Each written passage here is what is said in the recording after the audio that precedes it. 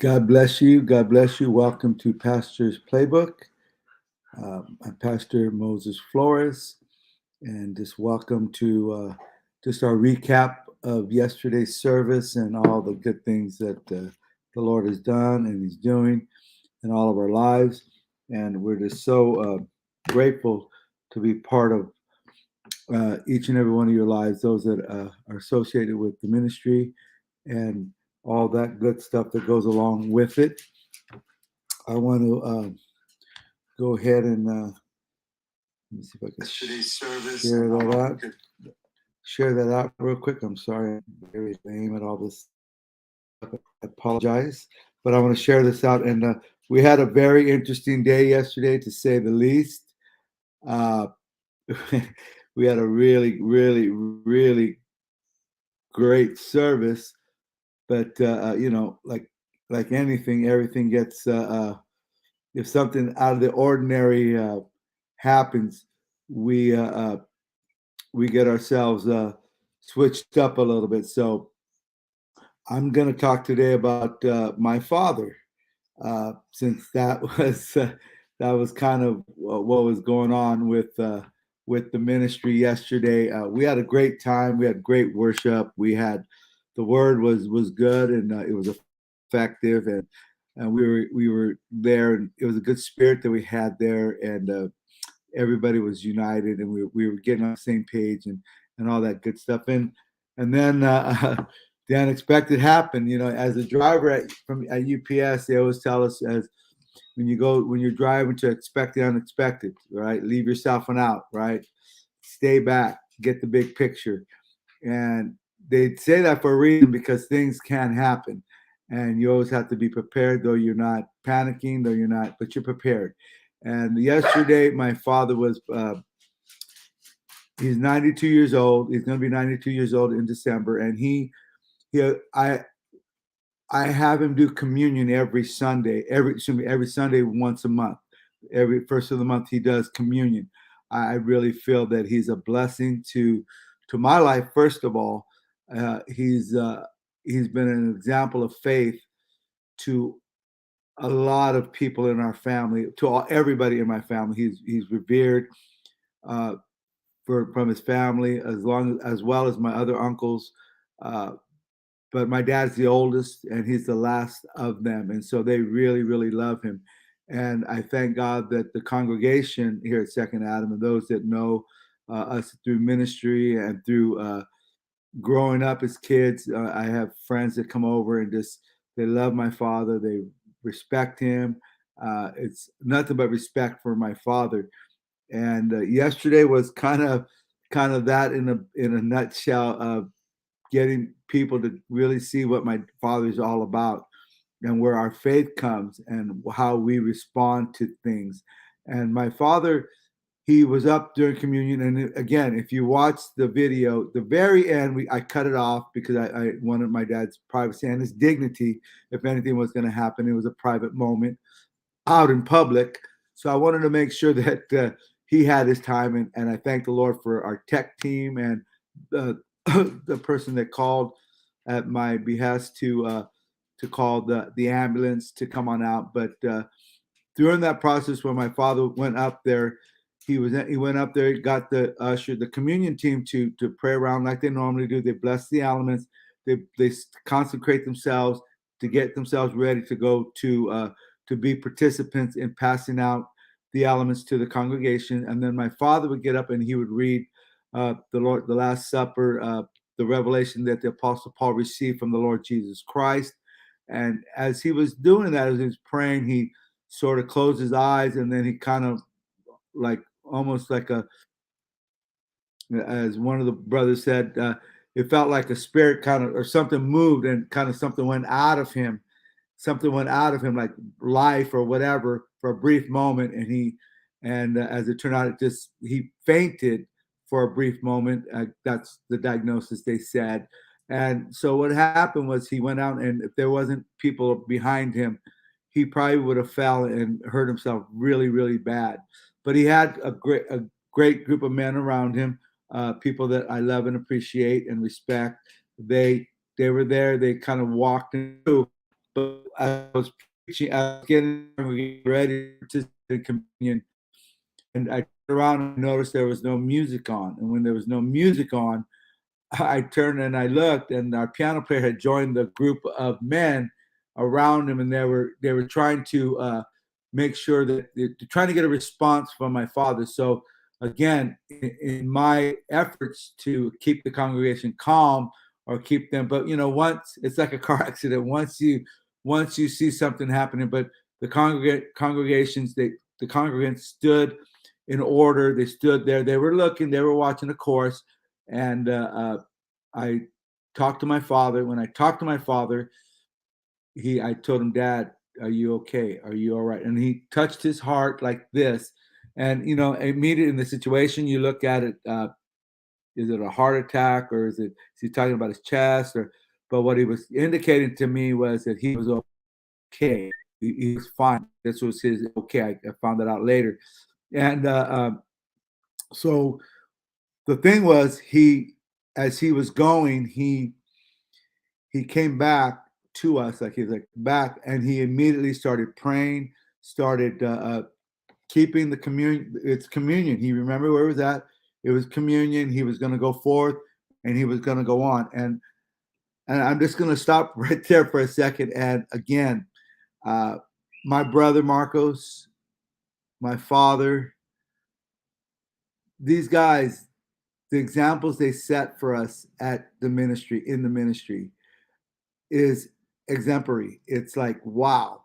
You can preach all you want on anything, but when faith is seen in action, when it is in action, when you're just moving forward, you may be in pain, you may be hurting, you may be suffering, but you say, you know what? I've got to do the work of the Lord. I'm called to be a minister. I'm called to service the people. And my dad was, getting back to my father, my dad was so adamant. He was so, I think if there would have been nobody in the room, we would have probably gotten to an argument over him wanting to continue.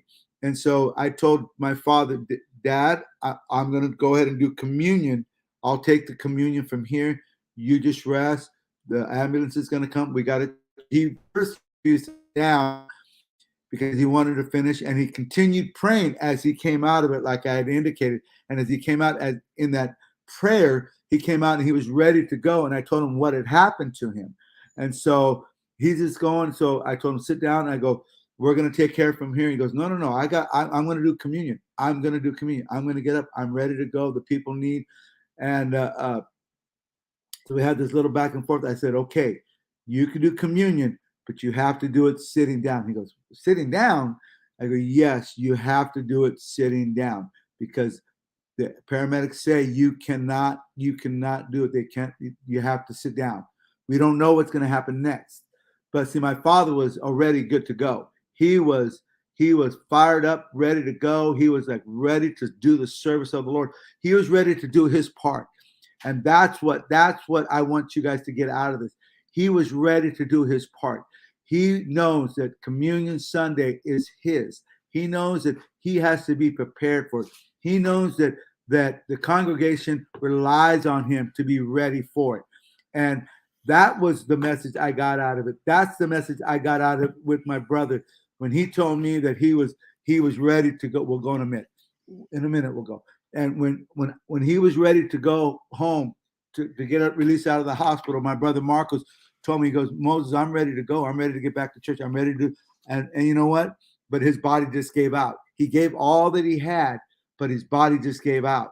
And I looked at my father in the same light. I go, man, this guy's going to go out fighting. This guy's going to go out with everything he's got. And sure enough, he sat down, he did the communion. But what he wanted to, he goes, I can't have communion because I can't do communion because I need the elements. I need the fruit of the vine, and I need a cracker. I need the bread. And then a brother Angel came up and said, Pastor, hey, don't dump that out. I'm sorry, I'm talking to my son. Don't dump that out. My son's thinking that I'm on the air and he's trying to dump some stuff out. Put it back there. Thank you, mijo. And so what happens is he ended up telling us, the ambulance said you cannot have anything. You cannot have nothing in your system. So my dad was a little like, what's going on here? So, anyways, he finished it up. He got he finished it up as we had a beautiful communion, and I guess people were like, wow, shock and awe. But you know what? God has a plan and God has a purpose. God knows what's going on. He's not surprised by anything, that he's fully in control. And what he did was my dad went through all the things. They asked him a bunch of questions. My dad, and I know where I get my stubbornness, my bullheadedness from. Man, he was like answering questions like, "Are you dumb? Are you serious? Are you that dumb? You don't know it's Sunday. You don't know it's Sunday. The seventh. You don't what's the date? You don't know it's Sunday the seventh. You don't know it's 2022. You don't know we're in the city of La Puente." He was talking to the firemen that way. He was talking to the paramedics that way. Like, and it's like, what am I doing here? And so they took him to the Queen of the Valley. They checked him out, and as they checked him out, they said the nurses literally told him that you are in great shape. You should live many years from now, and all you had was you were dehydrated. All we can see is you were dehydrated, and my dad has been going through a lot of changes with the passing of my brother Marcus. He was staying with him. Now he's in the process of being with my brother Isaac for a little bit. He lost his cats that he adored very much. He's going to be moving in eventually with my brother Elias. So there's a lot of change that are happening in my father's life. But one thing that hasn't changed in my father's life is his love for God, his love for the ministry. And this is why I revere all those men that are still here with us, that the Pastor Sam seniors of the Good Shepherd. Man, same age, same fire, same passion, same, let's get after it, let's get going. If we could have that type of faith, we could have that type of determination that we're going to serve the Lord no matter what. We're going to get after it no matter what. Even if things don't go our way, even if things are tough, even if things say, you know what, I was praying on God, I was waiting for this, I was waiting for that, and that didn't happen. It doesn't matter. God has a plan. God has a purpose for each and every one of our lives. And I just want to encourage you today, watch that video. It's at the very end. You're going to see it. And I don't care if you watch the preaching. It was a good message. There'll always be messages coming after. But that message was powerful. That message was true. That message wasn't a lie. My sister and I, we looked at it and we're like, we didn't panic. We just said, we know our God. We know what God's going to do.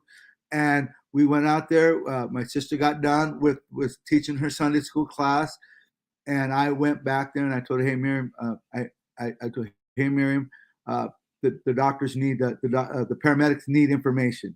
Go give them information." We didn't cry over it. We didn't do anything over it. We didn't do anything like that. And not that we weren't concerned, not that we weren't, but we know what God can do, and we know that God is in control of our lives. And sure, are there anxious moments? Of course. Are there things that you look at and say, man, what if that? But you know what? Nothing happened. Nothing did. We did the precautionary things that we needed to do. They were the right things to do. My dad wasn't so happy with us at first, but he went along with it because he knew that we loved him, we cared for him, and it was the best thing to satisfy. Because I'm going to tell you something, that second Adam, the people love my dad. They love him very much. They respect him, and they wouldn't want anything unnecessarily to happen to him. And that was the reason why we took extra precaution, and we did the things we needed to do. I was getting some texts from family members that were watching the broadcast, and they were seeing how amazing the congregants were. They saw how we handled it, and they were grateful for it. And so I'm grateful for all the things that happened. But if we could learn a lesson, this is why I didn't choose to speak on my message yesterday. It wasn't going to go anywhere with everybody wants to know how my dad is. My dad is doing great. He's at home. He ate his 2-3 meals like he did. He took his nap, and he's doing fine. So we hope to see him. We hope to see everybody here on Sunday.